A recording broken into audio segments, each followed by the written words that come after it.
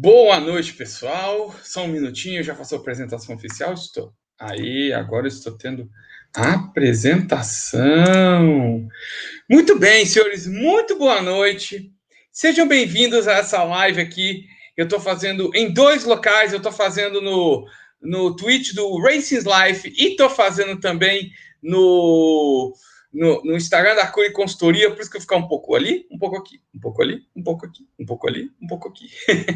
Para quem viu aqui, eu tô de laranja de McLaren, porque se eu tô de laranja de McLaren, significa que eu vou fazer o quê? Eu vou falar de Fórmula 1. Sim, senhores, a Fórmula 1 terminou a temporada no último domingo, GP de Abu Dhabi. Sabemos, nunca é uma grande corrida, nunca é um GP animador, nunca é um GP que vai tirar você da cadeira. Mas, por isso que eu não vou falar muita corrida, eu vou falar, na verdade, do campeonato. Porque o campeonato, na verdade, não era para ter existido. Por muito pouco ele ficou de não ter, tá? E aí o pessoal trabalhou bastante para que acontecesse. E cá estamos falando de Fórmula 1, né? Separei aqui em partes e vou falar as coisas legais, as coisas que que eu gostaria de comentar também, outras por fora. E pessoal, tá vendo aí? Pode comentar aí, manda pergunta. Fica aí com a gente e vamos que vamos. Bom, Tio Munhoz, Rodrigo Munhoz, boa noite. Tiago Santiago, boa noite. Obrigado aí, gente, tá aí com a gente, tá aí acompanhando. Bom, vamos colocar aqui um ponto. Domínio da Mercedes, cara. A Mercedes não teve dúvidas. Eu acho que de todos os campeonatos que a Mercedes ganhou nas últimas 7 temporadas, eu acho que esse foi um que ela teve mais, não vou dizer facilidade, mas foi maior dominância. Mas tem motivos para isso, tá? Primeiramente, a Ferrari. A Ferrari era a equipe a fazer frente à Mercedes. Só que aí, nós já até conversamos, eu expliquei, inclusive, aqui na consultoria, eu expliquei em lives anteriores, o motivo da Ferrari não estar competindo, basicamente aquele problema do motor, né, que descobriram que a Ferrari estava fazendo falcatrua na hora de avaliar o fluxo de combustível para a câmara de combustão, e por isso eles foram punidos. E a punição foi que eles voltassem ao que estava anterior, só que um motor que não estava preparado, não estava calibrado para aquela situação vamos dizer assim, de 100 kg por hora de máximo de injeção de combustível, estava preparado para um pouco mais, então por causa disso a Ferrari perdeu em potência, seja em potência bruta, seja também pela administração da temperatura do motor. Então, por causa disso, a Ferrari acabou perdendo. Fez um carro muito arrastadinâmico, mas com muita pressão aerodinâmica, só que acabou perdendo na velocidade reta, né? Acabou virando uma carrocinha. Então a Ferrari não conseguiu fazer frente, muito menos a Mercedes, como não fez frente até a equipes do meio do pelotão, né? Vamos ser bem sinceros. E a Red Bull, que tinha um carro equilibrado, sempre teve um carro equilibrado, mas que falta motor. A Honda tem um ótimo motor para qualificação, mas aí chega na hora da corrida, tem que você tem uma diminuição de desempenho natural por causa uma diminuição de desempenho natural por causa do ritmo de corrida, do trem de corrida, e por causa disso todos têm uma diminuição, mas a diminuição da Mercedes é menor que todas as outras. E aí entra também um pouco, que eu já comentei também, a respeito do fim do modo festa. O fato de você ter fim do modo festa acabou ajudando demais a Mercedes. Acredite, o fim do modo festa ajudou os carros do Mercedes, porque eles puderam trabalhar com um pouco mais de desempenho em corrida, para compensar a confiabilidade que eles teriam diminuído, a durabilidade que eles teriam diminuído no modo festa, e aí com isso eles acabaram ganhando em desempenho em corrida, ou seja, isso acabou ajudando a Mercedes, tá? Mas enfim, foi esses dois motivos que tornou o campeonato da Mercedes, não vou dizer fácil, mas sem disputas.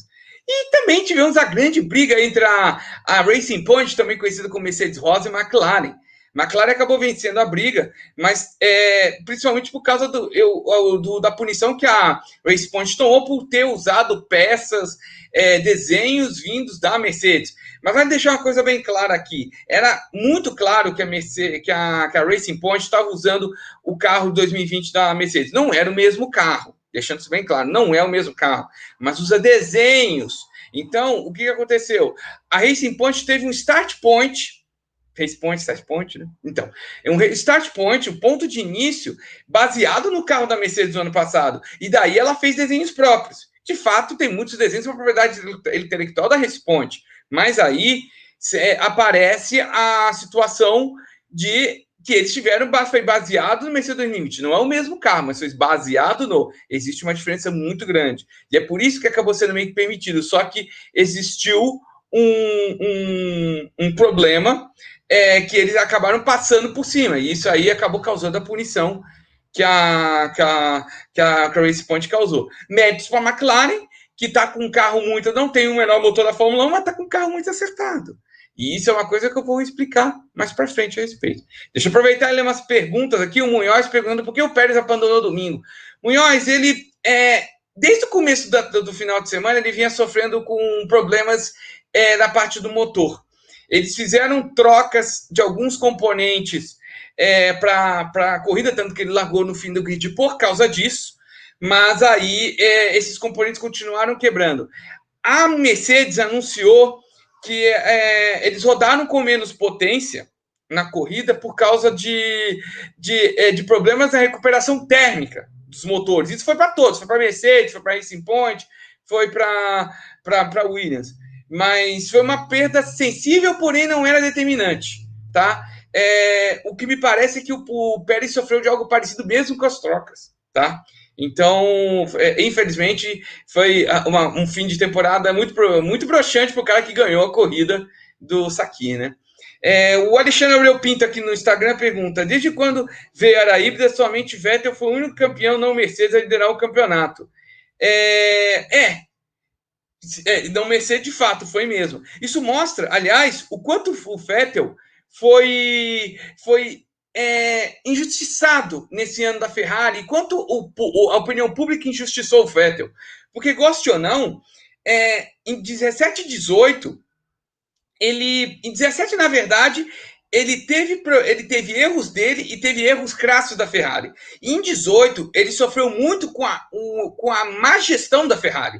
A má gestão da Ferrari acabou atrapalhando o desempenho dele, que acabou causando erros que ele causou. Só que, lógico, quem analisa só o que está vendo na corrida vai ver só os erros do Vettel. Mas, na verdade, eu vi erros do Vettel também, mas principalmente, para mim, foram erros crassos de gestão da Ferrari, que causaram o problema de 2018 para frente. Aí em 2019, 2020 já é outra história, já começaram a dar a Ferrari dar prioridade ao Leclerc, a Ferrari entrando com esse motor que era fora das regras. Enfim, você vê como que a gestão da Ferrari está de cabeça para baixo até hoje. Eles acabaram punidos por uma quebra de regulamento que eles mesmos causaram, sabe? Isso vem de 19, de 18 vê esses problemas. Começa a colocar isso tudo na conta. Aí você entende por que, na minha opinião, o Vettel está sendo extremamente injustiçado. E aí, aquela final de corrida onde o Vettel ficou cantarolando uma música italiana, falando de ir para Maranello, foi uma coisa tão bonita, tão arrepiante aquele final de despedida, aquele rádio de despedida do Vettel.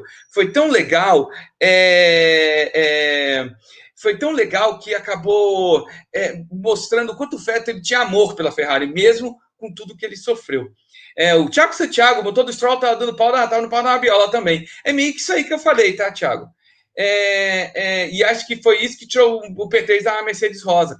Mas foi a punição, tá? Foi a punição que ela sofreu. Eu acho discutível, tá? Mas sofreu a punição.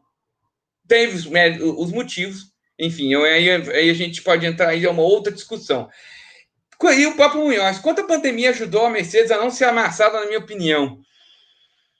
Cara, tá aí, eu nunca pensei nisso, por isso que eu tô parando para pensar. Eu não acho que tenha mudado muita coisa, não. Tá? Tanto que a Mercedes foi uma das mais prejudicadas em matéria de perda de material humano. Foi uma das uma das equipes que mais perdeu material humano por causa da Covid. Então, na teoria, ela teria sido prejudicada, tá? Mas aí entra aquilo que eu falei no começo. A Mercedes vem com um carro que está sempre carro forte, a Ferrari com esse negócio do regulamento, a Red Bull que não tem um motor que empurra e corrida. Você vai colocando essas coisas no ponto, aí mostra esse desempenho da Mercedes, que foi o igual dos anos anteriores, mas esse ano ela não teve quem fizesse frente. tá? Mas eu não acredito, eu acho que até ela perdeu um pouco, mas perdeu um pouquinho, assim, perdeu um pouquinho, mas a diferença era isso, ela perdeu um pouquinho, entendeu? Não sei se eu consegui ser claro aqui. O Thiago Santiago, depois ela falando sobre a Prema que chutou o Petekoff e colocar o Arthur Leclerc na FIA Fórmula 3. Vou deixar falando no fim, tá? Deixa eu continuar aqui que eu separei. As pistas da Fórmula 1, eu acho que isso foi a coisa mais legal da Fórmula 1 esse ano. As pistas que ela teve que colocar, que não colocaria na situação normal. Eu tô falando de Mugello, eu tô falando de Portimão, de Turquia, do Bahrein Externo, eu queria até Imola na história. Mas, vou ser bem sincero, Imola, desde que houve o acidente do Senna, Imola nunca me animou, tá?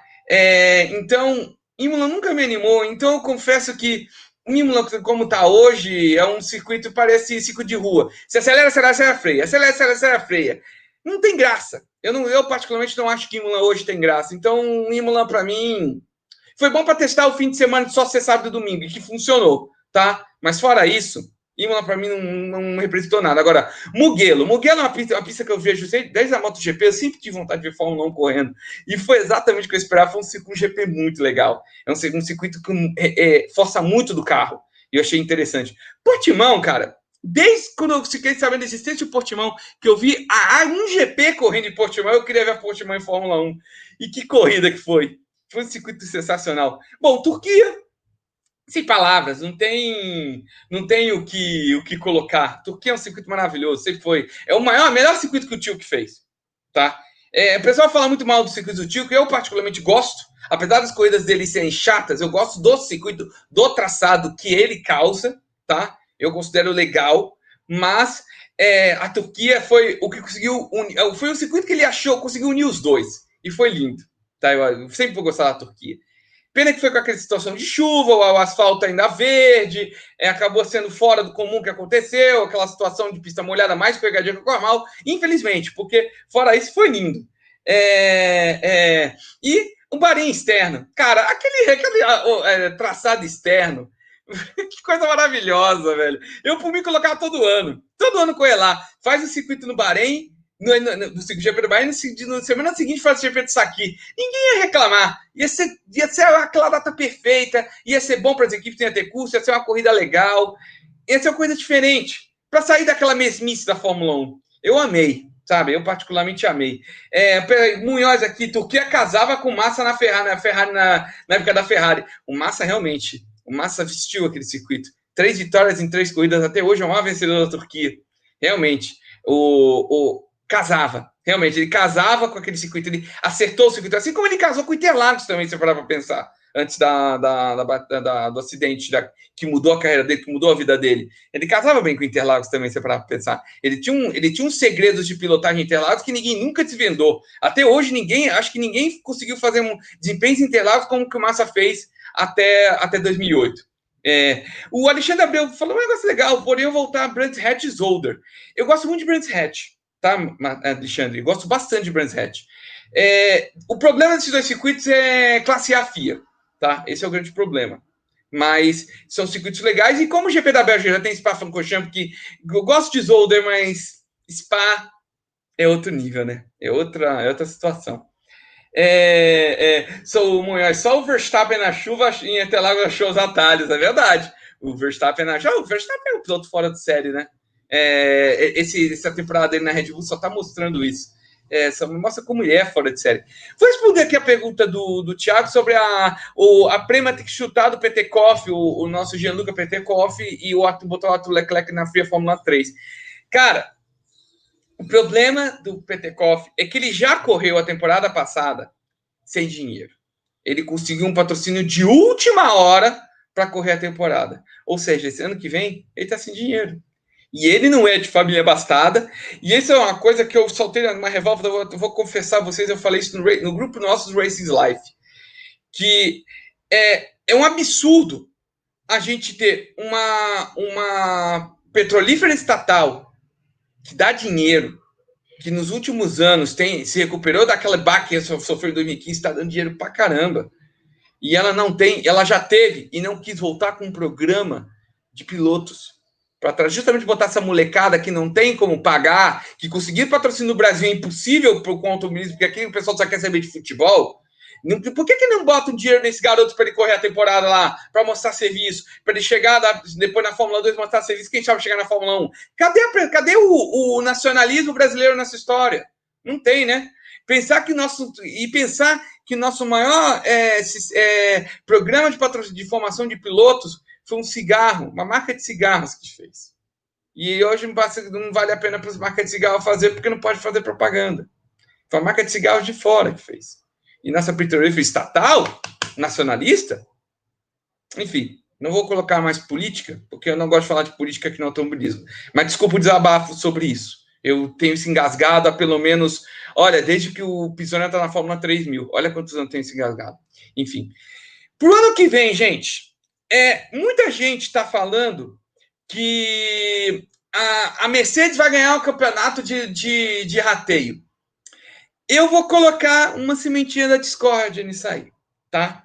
E vou mencioná-los agora. Primeiro, Ferrari.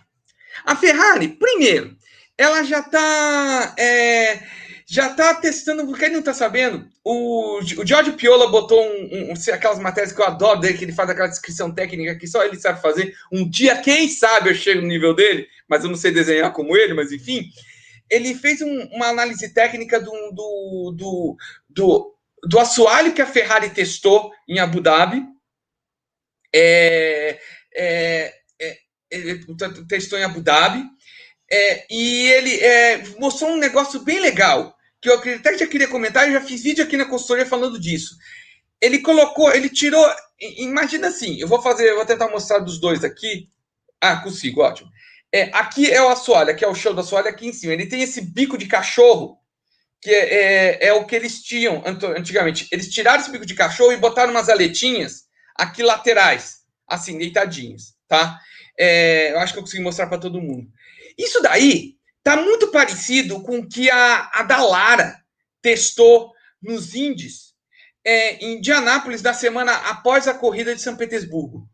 É uma maneira que a Dallara está fazendo com o intuito de aumentar o downforce gerado pela parte inferior do carro. Qual que é a ideia?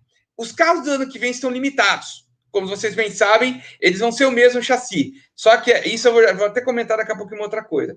Mas não significa que você não pode fazer desenvolvimento neles. E aí é onde é o ponto que eu vou entrar. O pessoal está trabalhando e conseguir aumentar downforce, mas você não pode aumentar por cima. Então, já pensando até em 2022, então você vai aumentar por baixo.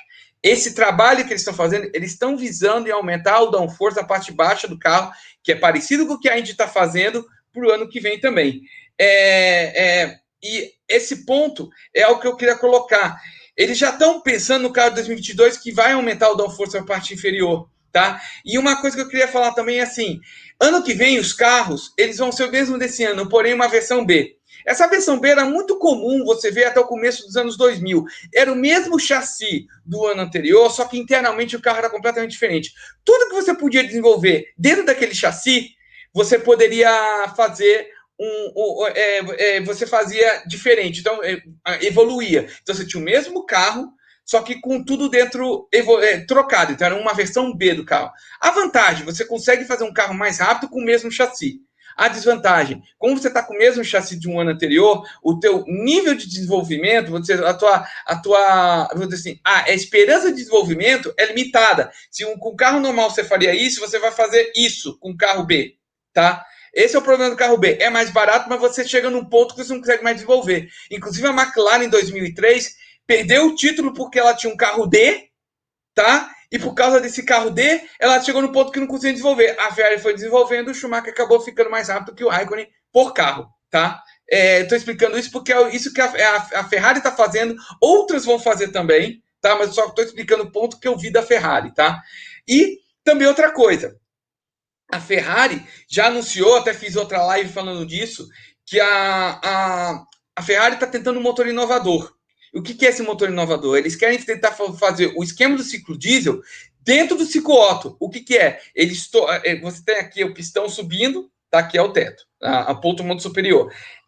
Você fazer o estouro ser por pressão e não por centelha. É possível fazer isso, só que tem um problema. Se você faz isso numa situação normal de injeção, a câmara de combustão esquenta muito e a gasolina acaba tendo pré-ignição. Então ela explode quando o cilindro está subindo. Você quebra o componente. A ideia é que você suba e quando estiver bem próximo do ponto de explosão, você injete a gasolina. Mas para fazer isso, você precisa ter uma bomba de combustível muito potente. E eu estou achando que esse é o pulo do gato da Ferrari para tentar fazer esse sistema funcionar. Se esse sistema funcionar, meus amigos, vão ter um acréscimo de 60% de torque. E como a potência é torque vezes a rotação do motor, e a rotação do motor do Fórmula 1 é alta, potência vai vir. Vamos ver se eu não tenho, vamos ver se a Ferrari vai conseguir fazer isso que eles querem, porque mas se conseguirem, segurem eles ano que vem, tá?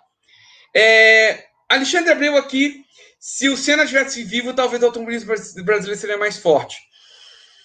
Olha, talvez, mas temos que levar em consideração, Alexandre, que nos anos 2000 nós tivemos uma bela safra de pilotos que está até hoje vindo bem, de Pipo Derani, de Elin, Tony Canaan, de Oswaldo Negri Júnior, entendeu? Olha quanta galera boa, eu estou esquecendo alguns. Olha, Felipe Jafone, olha quanta galera boa, Felipe Massa, Bruno Senna, já temos uma galera boa, então eu acho que não foi tanta influência disso. A nossa queda tem a ver com outro motivo, que tem a ver com a CBA, motivo político, que eu não quero entrar nessa história. Posso até um dia que você quiser a gente conversa, tal, mas eu não quero explicar esse assunto, não.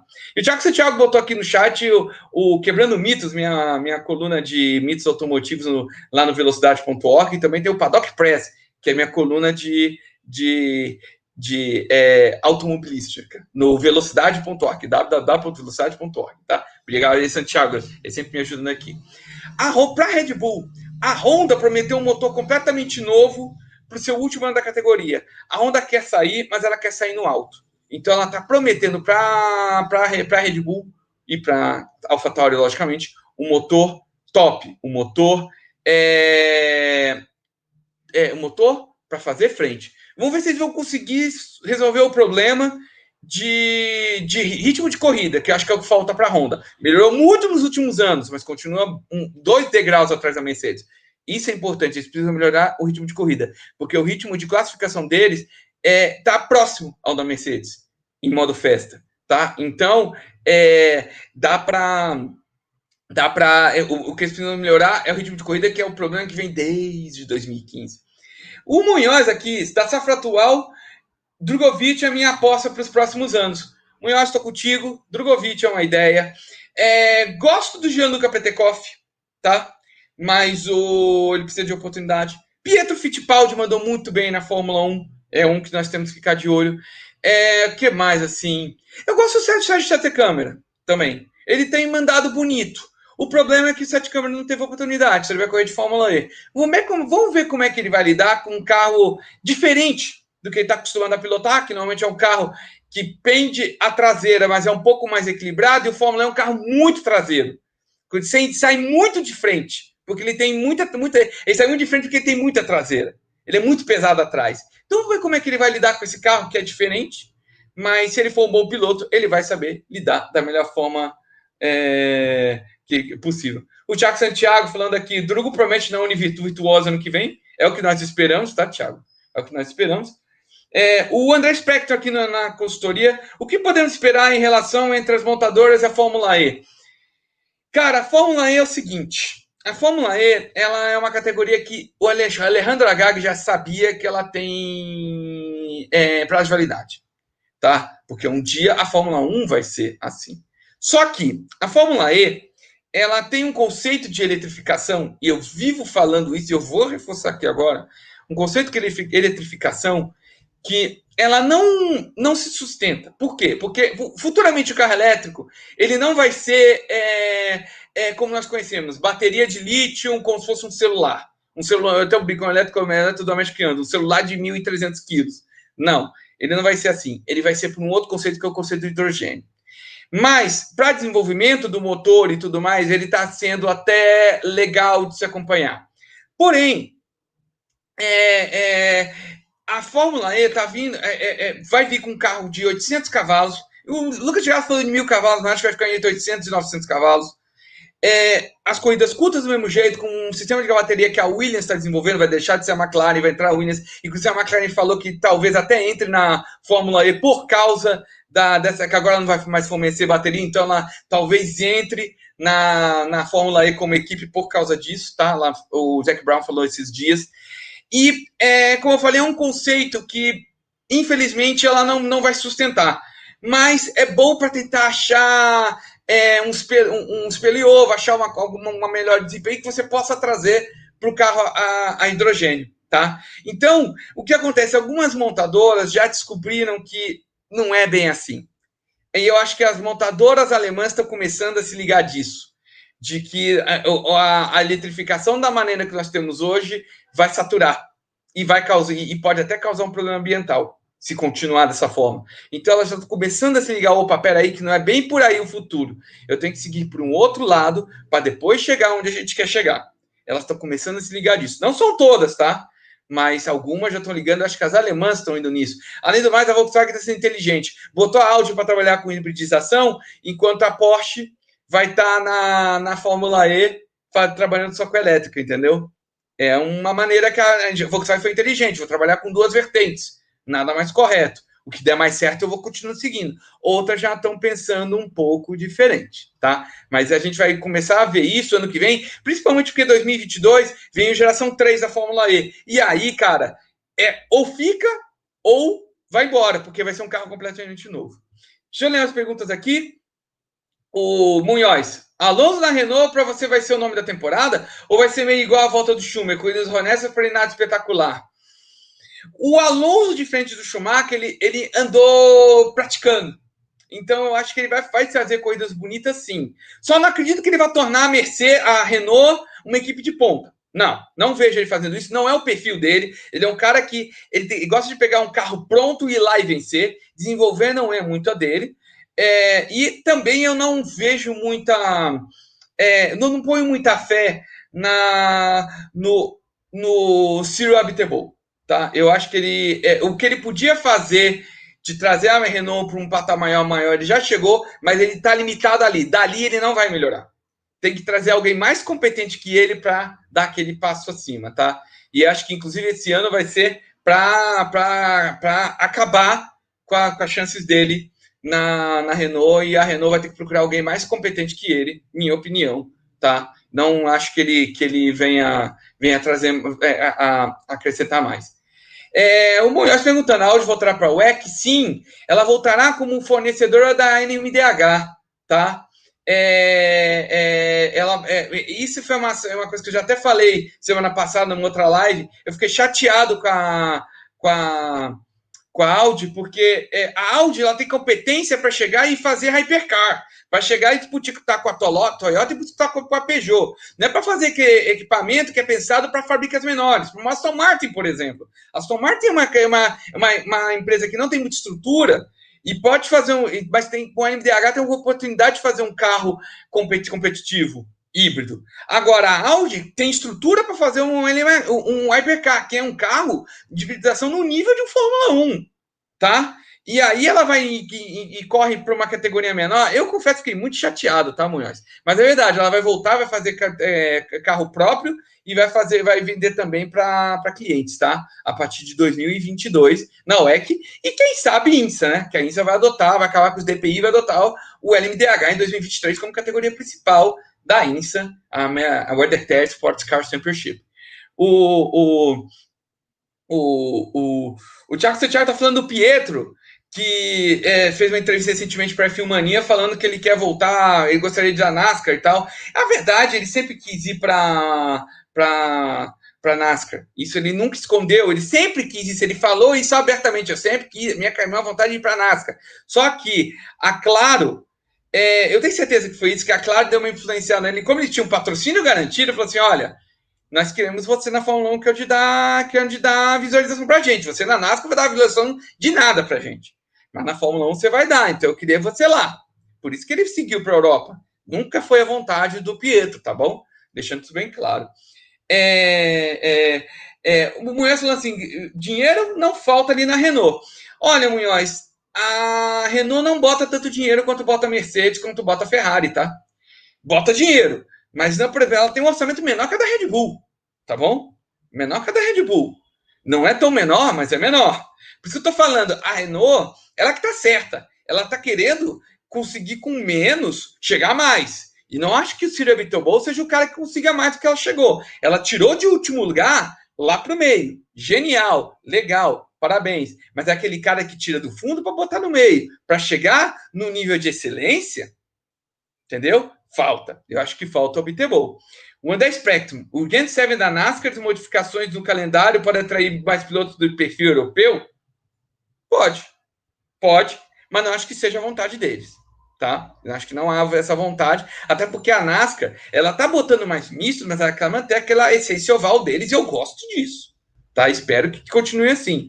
Eu acho que é mais um Fórmula E do que por um NASCAR, tá, André? Mas você botou um ponto que provavelmente vai se criar algum interesse a respeito de pilotos correndo de NASCAR, mas vão correr só de mísseis, porque o europeu morre de medo de oval, né?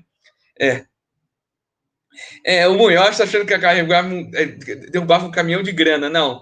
Caminhão de grana é Ferrari, tá? A Mercedes tem menos que a Ferrari, mas é Ferrari. A Renault, olha, o informativo que eu tinha 2 anos atrás, a Renault botava mais ou menos 50%, metade do que a Mercedes colocava. Dá em torno de 270 milhões de euros por ano. 250 milhões de euros por ano. Lembrando que a Mercedes, a Ferrari é 500 e pouco, a Mercedes é 400. Entendeu? Então, você vê que é um outro nível.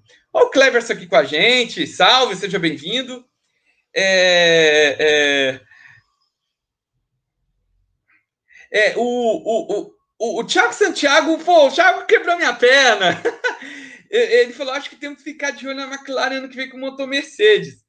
Ele quebrou minha perna. Era o último ponto de tudo que eu tinha separado para falar aqui hoje. Era o último ponto que eu ia falar. Que agora, eu esperava uma live de 15, 20 minutos, já tem mais de meia hora. Mas era o ponto que eu ia colocar. Olho na McLaren, tá? Olho na McLaren mesmo. Porque a McLaren, desde que trouxe o Peter Prodomou para a equipe, ela já vem fazendo um carro acertado.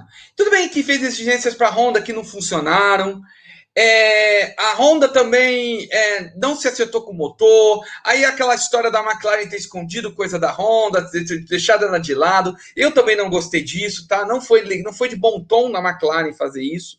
Mas de uma coisa eu já sabia desde aquela época, que um Podomou veio para a McLaren, ele aprendeu com o Adrian Newey, veio para a McLaren para fazer um carro acertado.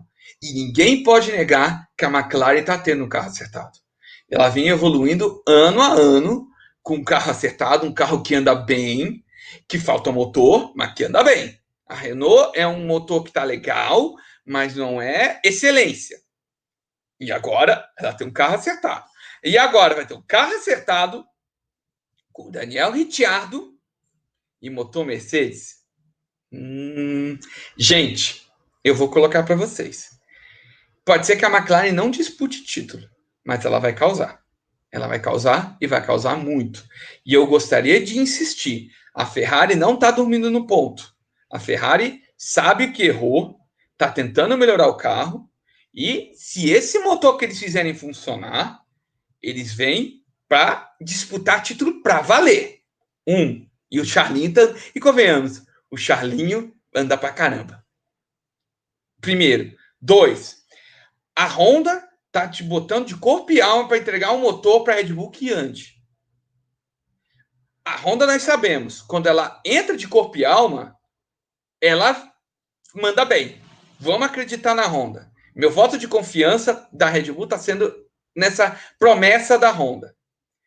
Aí você tem uma McLaren com carro acertado, com o Daniel Ricciardo e motor Mercedes. Com a Mercedes que já está boa, forte. 4. Estou mostrando os dois. 4 equipes que podem causar.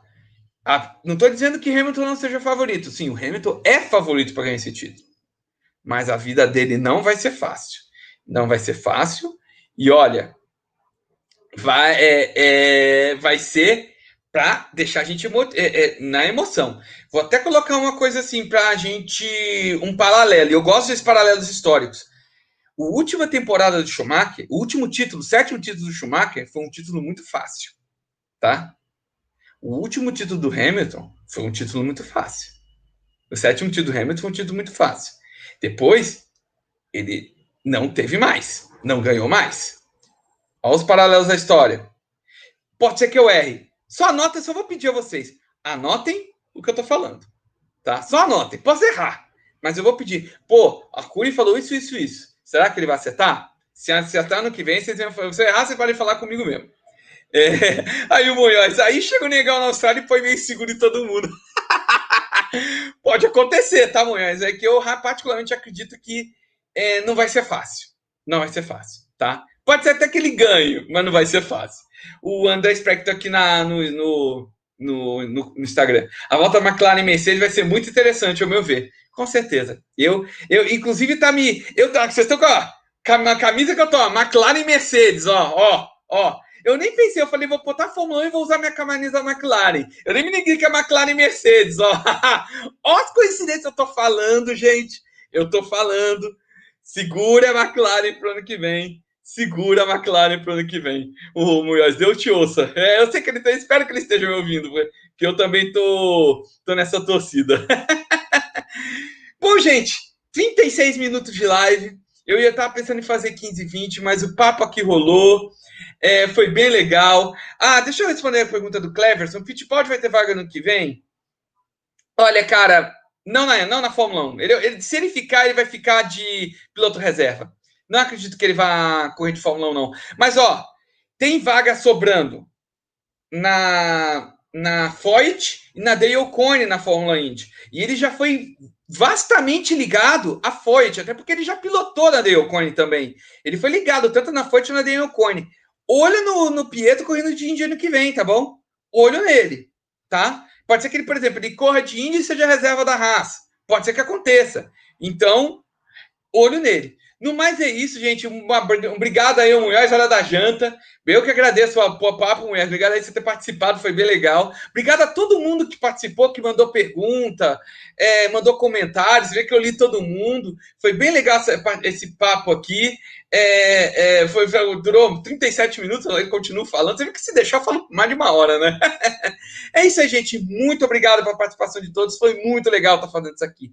Um grande abraço a todos. Boa noite, aproveitem, se alimentem, aproveitem o resto da noite aí legal. Tem até automobilismo ainda nesse final de semana aqui no Brasil. Aproveita aqui. Um grande abraço a todos. Cuidem-se. Até mais.